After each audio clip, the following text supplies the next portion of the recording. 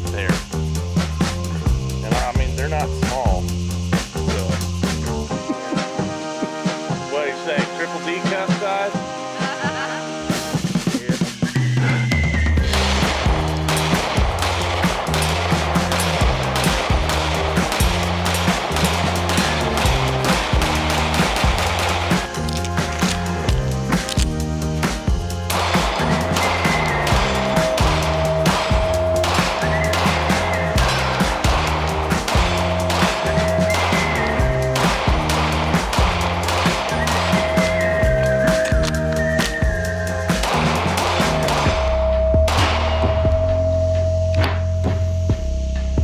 That was a jam. So, simply, I don't know what it is with 1911.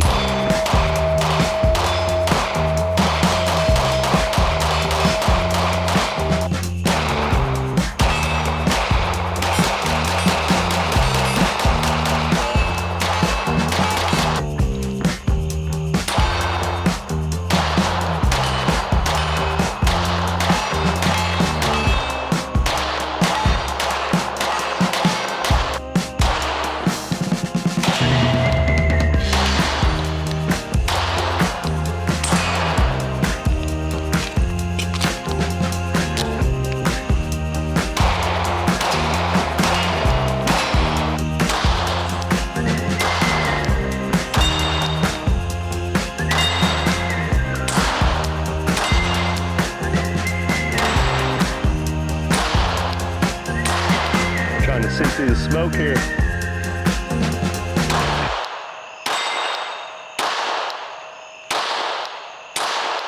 Jesus Christ.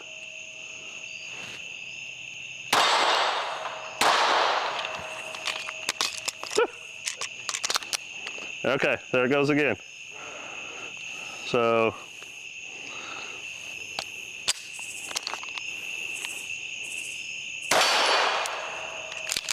okay.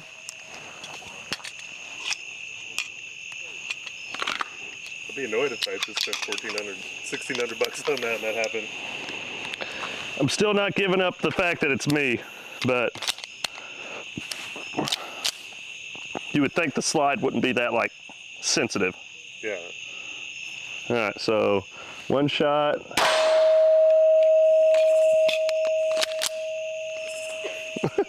I don't get it.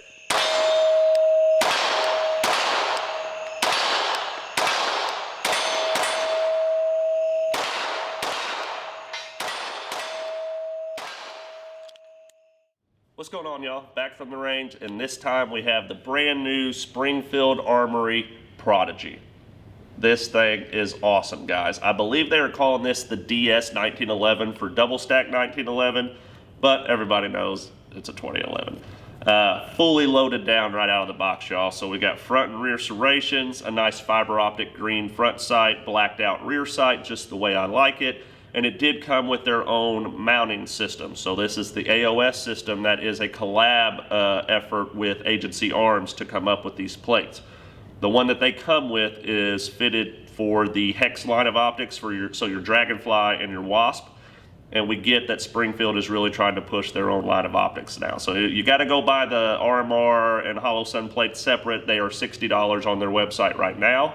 A nice tactical, feel-good ambi safety here. The hammer has a nice little, kind of rigid top to it, so it's very easy to grab. The back strap safety is nice and easy to use. The mag release is easy to get to, got a little bit of a texture on it, easy to grab. And then the slide release, of course, with any 1911, 2011 platform, I seem to have that issue of reaching it with my strong hand. So I tend to have to come in with my support hand, hit that release on a reload, which leads me to my next point. I believe that I could have caused majority of the issues I was having with this gun. So when I come in with a new mag and having to hit my support hand, I kind of ride that slide up into my grip. And not to say that that was happening, but if there was a round trying to chamber and I'm doing that as well, that could have been some of the issues that were being caused because of my grip with the feeding issues that we were having. It did only happen about 10 times in about 450 rounds. Now, with that also being said, we did have clearly a jam or two where we had to hit the back of the slide to get the gun back into battery to fire. And it happened on 4 people, so not just me, there was 3 other people at the range. All 3 people shot a mag or 2 through this, and every single one had an issue with when they were loading a new mag and actually chambering. Not only did we run 124 grain Federal, we also ran 147 grain flat nose Oak Island subsonics, and then some 115 grain reloads of my own. We had an issue with every single one of those bullets. The flat nose is pretty understandable with the type of feed ramp that the 1911 style has, but we had an issue with all 3 types of ammo and all 4 people that were shooting the gun. So I don't know if it was mine in particular. I know all the fanboys are going to say they've got to be wet, they've got to be clean. I understand. My personal policy is I should be able to pull this gun out of the box and shoot 500 rounds through it without an issue, especially being a $1,500 gun. Over yonder. That does not take away from my want of this gun at all. I am starting to learn more with the break-in period of these things. Even people who shoot 1911s that I really, really trust are letting me know that these metal-to-metal surface guns really do require some tender love and care to be the durability gun that you want it out in the battlefield. So, you know, take that as you will, but other than that, other than these few feeding issues we were having, the gun shot phenomenally well. It shoots very, very flat, and it feels super great in your hands. So now moving on to the lower half of the gun, we do have a really super sticky tactical grip here that they have built into this kind of modular polymer frame, and then the polymer frame does continue on into this full metal frame as well. So you just have kind of the trigger guard back as polymer, and then the whole top side is your metal slide, or your metal frame here. The gun does have a nice kind of slimline mag well, so it is perfect when I rest my grip. My pinky kind of rests perfectly on that little minimal lip here at the bottom. Comes with a 20 and a 17 round magazine, so you guys are ready to go with 37 rounds right out of the box. And I believe they even have a 26 rounder that is available on the website. If you guys didn't know, our buddies over at Duramag are the one making the Springfield Armory mags. So that was pretty cool to see. Notice that right away. They got their name right here on the front of the mags. Talked to Justice over there, I believe yesterday, and was like, man, that was really cool to see. And I know they're very, very proud of their project with Springfield on this. So big shout out to Duramag. Well done. Let's get some 30+ rounders out here. Because I'm probably going to buy this gun. Like, as much hype as we have over this right now, it reminds me of the SA-35, right? So even if you don't want this gun, it's kind of silly if you have the opportunity not to buy one, because I believe this is just going to go up in value right now. The SA-35s went from a $600 gun up to about a $1,600 gun when they first came out. You know, with that being said, I do plan on keeping this gun at least to where I can go back and trade for the full size later on, because I know just in the 3 to 4 weeks time that we have this gun and reviewing it, all the ones that are available and in stock here locally are going to disappear. This thing is probably one of the most searched on guns on the internet right now, and for good reason. Pretty dang cool, guys. Recoil impulse, everything feels great. I do not have a single complaint on this gun other than let's try to figure out the feeding issues in the next 500 rounds, see what happens from there, and we will come back with an updated review. And that will also include a review on this optic, because the first 400 and something rounds we did not have this optic on it. I didn't have the time to get this on and get it zeroed with the little bit of time we had, so expecting a lot more footage of that coming up too. But yeah, that's all I got, guys. I really hope you enjoyed this video. I tried to be as informative as possible. I'm not some of these super detailed guys out there, but we do try to run the gun and just see if it's actually going to run for you out of the box. That is our biggest purpose with these. I believe everybody does a great job in their own way, but a lot of people fail to actually get the round count out that these guns deserve when we're doing an initial review, and I believe that is why we were put here, is to do that for you.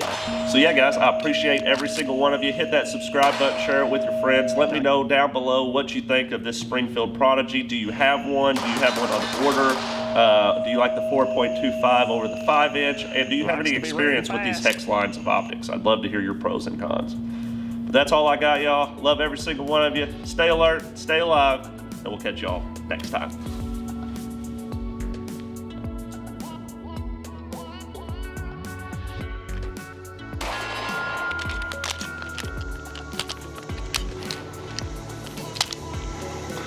All right. I'm not going to blame that one on the gun. Let's say that's my fault here. Might have had a malfunction. We'll see.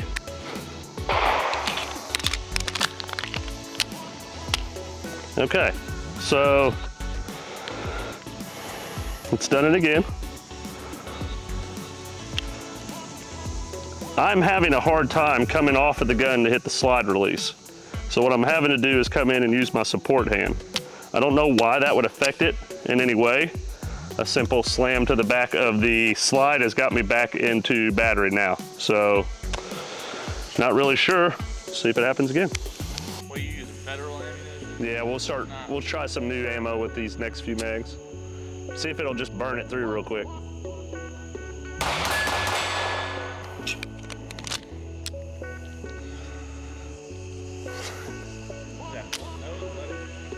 I mean, but that was round nose.